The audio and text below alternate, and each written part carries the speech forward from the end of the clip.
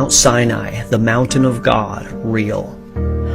Why hasn't mainstream archaeology taken Mount Sinai seriously? Because for 1500 years we've been looking at the wrong place. St. Catherine's Monastery, the alleged Mount Sinai site, has no archaeologic evidence to support it. But just 300 kilometers to the east is Jabal el-Lawz, which is potentially the real Mount Sinai. Not only does this mountain appear to have been burned by some kind of heat that melts rocks, it is surrounded by geologic and archaeologic evidence that supports the biblical narrative of the Exodus. Following the path out of Egypt that Moses and the Jewish people could have taken, the Exodus trail begins at the Gulf of Aqaba, where the Israelites were stuck between a rock and a hard place. Technically, rocks in a wet place. On one side, a mountain with the only entry blocked off by the Pharaoh's army, and the other side, the Red Sea. Imaging of the sea floor at the crossing point shows a traversable and gradual decline into the sea. Not a land bridge, but also not a cliff that they couldn't navigate. And in antiquity, this site was known to be the crossing point. The Jewish king Solomon erected markers on both sides of the sea at this crossing point. One of them still exists to this day. After the Red Sea, the Jewish people camped at the Palms of Elim.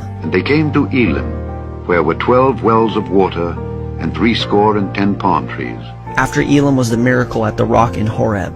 Behold, I will stand before thee there upon the rock in Horeb, and thou shalt smite the rock, and there shall come water out of it, that the people may drink.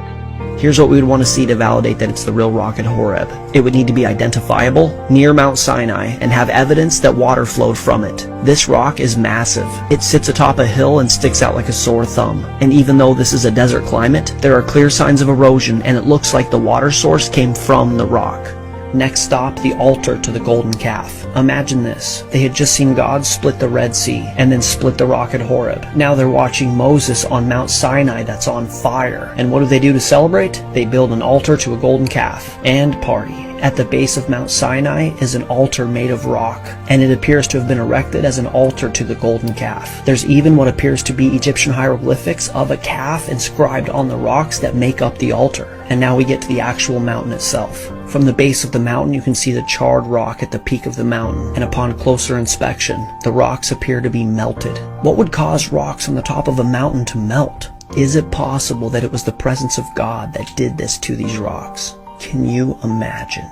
Moses, Moses, put off thy shoes from off thy feet, for the place whereon thou standest is holy ground. Mount Sinai, the